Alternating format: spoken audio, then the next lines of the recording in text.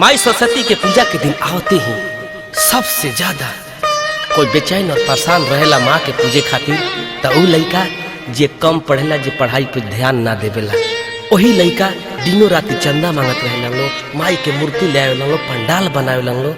लेकिन वही लड़का अंतिम दिन जाए के बेरा 2016 के पूजा में माई से कहता कि माई हो, आज तक तो हम कुछ से मंगनी ना, पढ़नी ना, लेकिन जाए के बेरा रउआ दरबार में कि हम अपन कॉपी किताब रख दिले बानी, कलम रख दिले बानी, कुछ हमारा के ज्ञान देके जाए माई, कुछ ज्ञान देके जाए।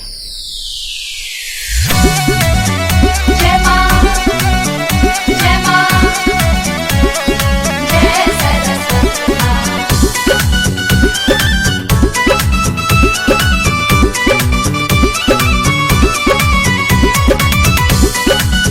जय मां, जय मां, जय मां। अभी ले तानी को न पढ़ानी पढ़ाइया, बाकी राउर करीला पूजा नवा हो।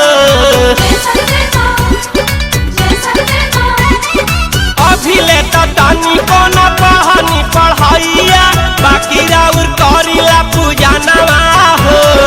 माई सरस्वती दे दा हमनी के ज्ञानवा, माई सरस्वती दे दा हमनी के ज्ञानवा, किनी लाइने कपिया कलमा हो।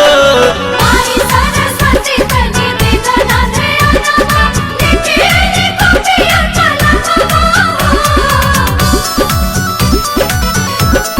जय सरस्वती मां, जय सरस्वती मां, जय सरस्वती मां, जय सरस्वती मां।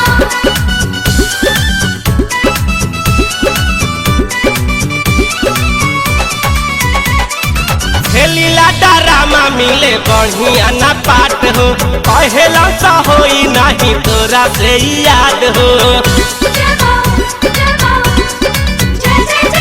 खेलीला डरामा मिले हीरो के न पाट हो, कहेला सा होई नहीं तोरा से याद हो। कुम्हारू के घरवा से मूर्ति ले आईनी, रात भर करी जागरा नवा हो। बुधिया के देवी तनी दे दना के आनावा, माई सरस्वती तनी दे दना के आनावा, लेके आईनी कॉपिया कलमवा हो। माई सरस्वती तनी दे दना ध्यानवा, लिखी आईने कॉपिया कलमवा हो।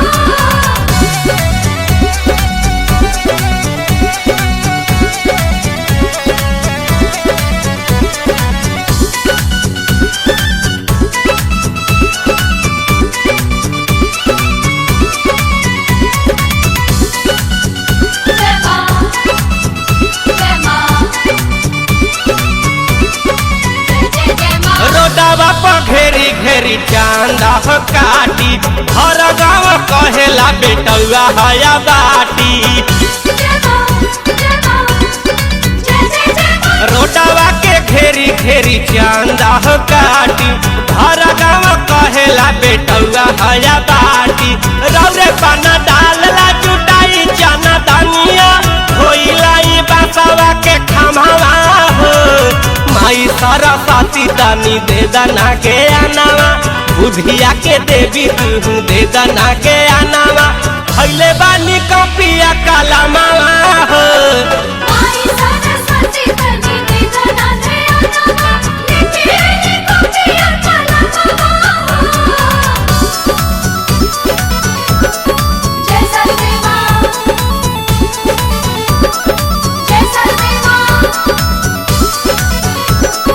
जय सरस्वती मां, जय सरस्वती मां।